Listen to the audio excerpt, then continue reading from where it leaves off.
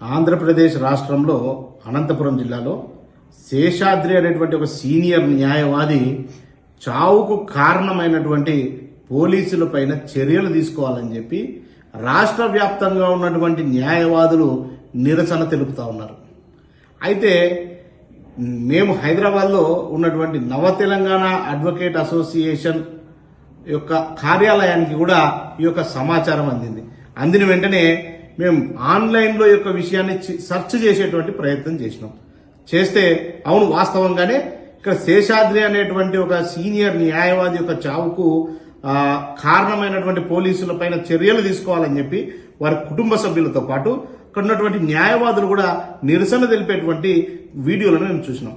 అయితే మాకు ఆశ్చర్యాన్ని కలిగించినటువంటి మరొక వీడియో ఏముందంటే దాన్ని ఇమ్మీడియట్ నెక్స్ట్ గా వచ్చినటువంటి వీడియో నడి రోడ్డు పైన అదే అనంతపురం జిల్లాకు సంబంధించినటువంటి పోలీసులు ట్రాఫిక్ పోలీసులు సివిలియన్స్ ని నిర్దాక్షిణ్యంగా కొడుతున్నటువంటి వీడియోలు కనపడతా ఉన్నాయి.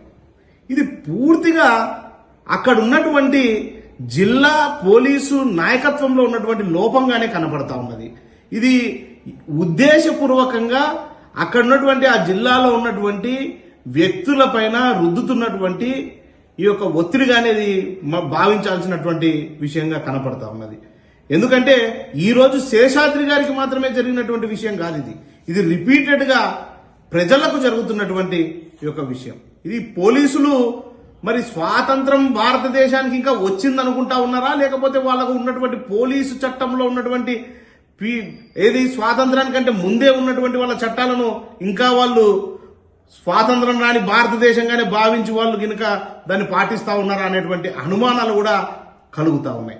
అయితే ఇక్కడ ప్రజలకు అనేక రకమైనటువంటి ప్రశ్నలు ఇక్కడ పోలీసు వ్యవస్థ మీద వీళ్ళకి కలుగుతా ఉన్నాయి. ఇప్పుడు ఇటీవల చూసుకున్నట్లయితే ఒక సినీ హీరో విషయంలో ఆయన సినిమాకు పోతున్నటువంటి విషయంలో జరిగినటువంటి విషయాన్ని పోలీసులు చాలా ఇంట్రెస్ట్ చూపించి, అంటే ఆయన ప్రమేయం లేకపోయినప్పటికీ కూడా నెగ్లిజెంట్ గా జరిగింది అనేటువంటి దాని మీద కల్పబుల్ హోమిసైడ్ సెక్షన్ పెట్టేటువంటి ప్రయత్నం చేసినటువంటి పోలీసులు ఉద్దేశపూర్వకంగా మరి అధికార దుర్వినియోగం చేస్తున్నటువంటి తమ సొంత అధికారులపైన తమ సొంత పోలీసు యొక్క ఉద్యోగుల పైన ఏ రకమైనటువంటి చర్యలు తీసుకుంటా ఉన్నారని చెప్పి ప్రజలు ప్రశ్నిస్తా ఉన్నారు. ఇది ఆలోచన చేయాల్సినటువంటి విషయం ఉన్నది. దీంట్లో అంటే ఒక సివిల్ తగాదాలో పోలీసు వారు ఎందుకు కలగజేసుకుంటారు? ఇది కేవలం ఒక రాష్ట్రము, ఒక ప్రాంతము, ఒక జిల్లాకు చెందినటువంటి సమస్య కాదు. ఇది అనేక చోట్ల పోలీసు వాళ్ళు వ్యవహరిస్తున్నటువంటి చట్ట వ్యతిరేకమైనటువంటి కార్యక్రమంగానే మనం భావించాల్సినటువంటి అవసరం ఉన్నది. వీళ్ళు పోలీస్ స్టేషన్లలోనే సెటిల్మెంట్లు చేస్తారు, వీళ్ళు పోలీస్ స్టేషన్లోనే తమ దగ్గరకు వచ్చినటువంటి తగాదాలను పరిష్కరించేస్తారు, వీరు పోలీస్ స్టేషన్లలో తమకు లబ్ధి చేకూరినటువంటి కేసులను నమోదు కూడా చేసేటువంటి పరిస్థితులు లేరు అనేటువంటి భావనకు ప్రజలు కలిగితే పోలీసు వ్యవస్థ మీదనే వీరికి నమ్మకం కోల్పోయేటువంటి అవకాశం ఉంటుంది.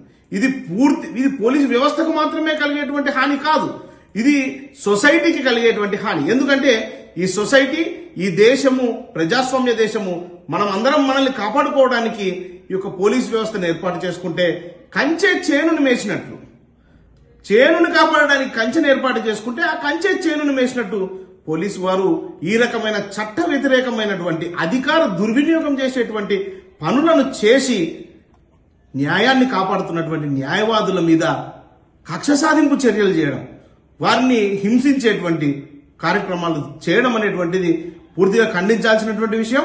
తప్పకుండా ఈ యొక్క దీనికి కారణమైనటువంటి సిఐ మీద, జిల్లా ఎస్పీ మీద తప్పకుండా కల్పబుల్ హోమిసైడ్ సెక్షన్ కింద కేసు నమోదు చేయాలి.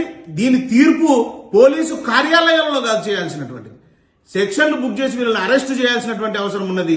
దీని యొక్క తీర్పు కోర్టు ఇస్తుంది, న్యాయస్థానం ఇస్తుంది.